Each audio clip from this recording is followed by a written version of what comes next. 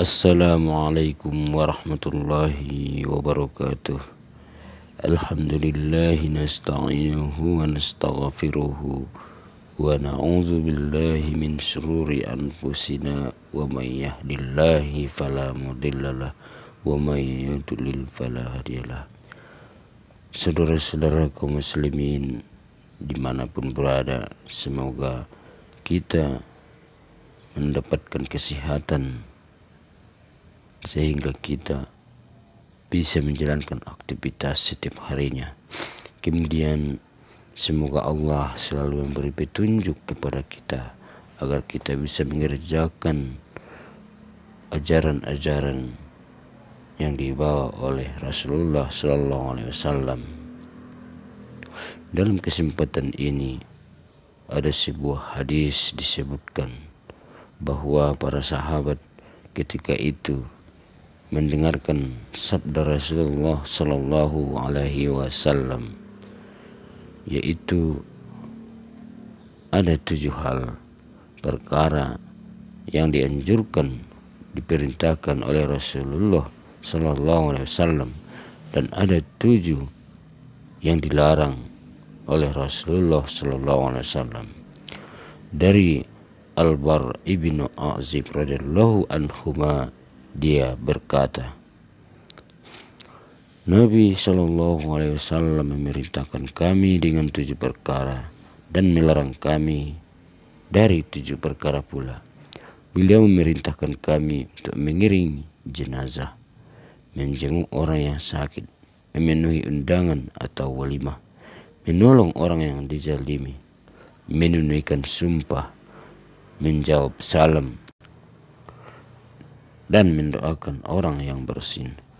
Dan beliau melarang kami dari menggunakan bejana berbuat dari perak, memakai cincin emas, memakai sutra, dibaj dan kosi sejenis sutra, serta astabrok, sutra yang tebal. Hadis ini diriwayatkan oleh Imam Al-Bukhari nomor 1163. Dan mendoakan orang yang bersin. Dan beliau melarang kami dari menggunakan bejana berbuat dari perak, memakai cincin emas, memakai sutra, dibaj dan kosi sejenis sutra, serta astabrok, sutra yang tebal. Hadis ini diriwayatkan oleh Imam Al-Bukhari nomor 1163. Dari hadis ini yaitu tentang mengiring jenazah,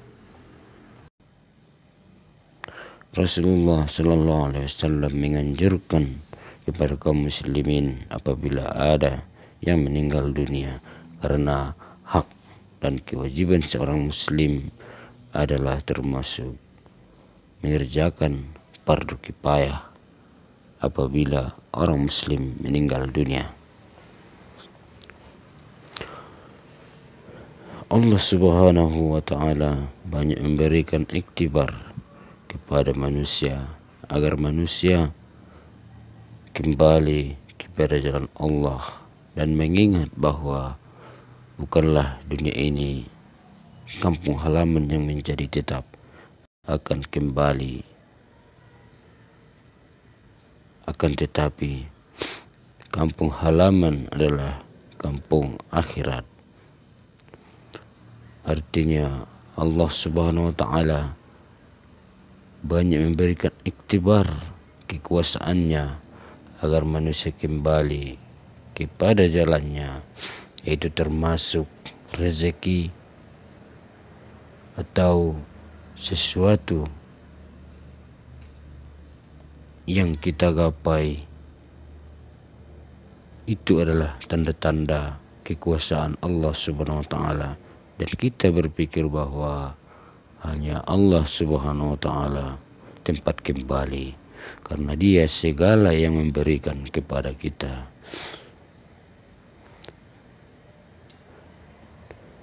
Dan kemudian Rasulullah SAW bersabda,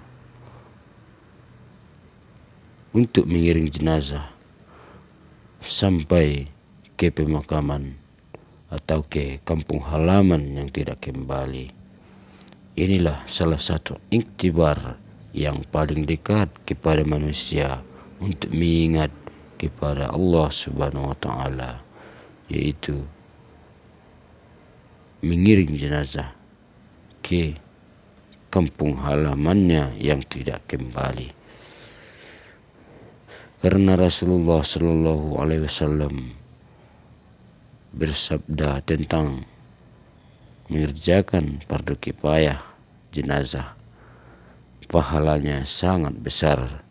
Itu artinya iktibar ini sangat dekat untuk taqarrub ilallah, yaitu apabila seseorang mengerjakan fardu kifayah maka akan mendapat pahala 2 qiraat. 1 qiraat ukurannya sebesar gunung Uhud.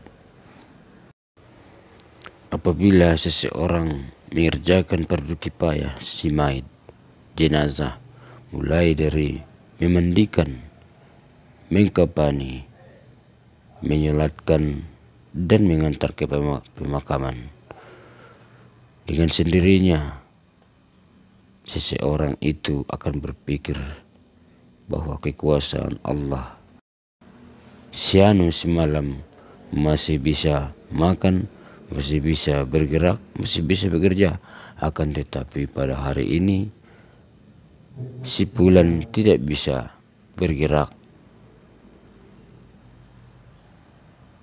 dan tidak bisa berbuat apa-apa. Maha kuasa Allah Subhanahu wa Ta'ala. Dari situ kita akan berpikir bahwa hanya Allah tempat kembali, dan kemudian kita akan mengantarkan jenazah sampai ke pemakaman dan ke liang kubur. Kita juga berpikir bahwa begitu luasnya dunia ini, kita bisa kemana-mana. Ketika di alam kubur hanya ukuran 1,5 meter, dan dari situ kita bisa berpikir kita kembali kepada jalan Allah dan semuanya tidak berguna, dan kesombongan tidak berguna. Yang berguna hanya amal ibadah atau perintah Allah Subhanahu wa Ta'ala yang harus dilaksanakan, dan ajaran Rasulullah Sallallahu Alaihi Wasallam. Semoga kita banyak mendapat iktibar dari berbagai hal, agar kita selalu mengingat Allah Subhanahu wa Ta'ala dan kembali ke jalannya, dan kita terus selalu berdoa agar mendapat petunjuk dari Allah Subhanahu wa Ta'ala, karena dalam surah Al-Baqarah disebutkan petunjuk adalah modal bagi kita untuk hidup. Bukanlah uang yang menjadi modal, akan tetapi petunjuk Allah Subhanahu wa Ta'ala. Wassalamualaikum warahmatullahi wabarakatuh.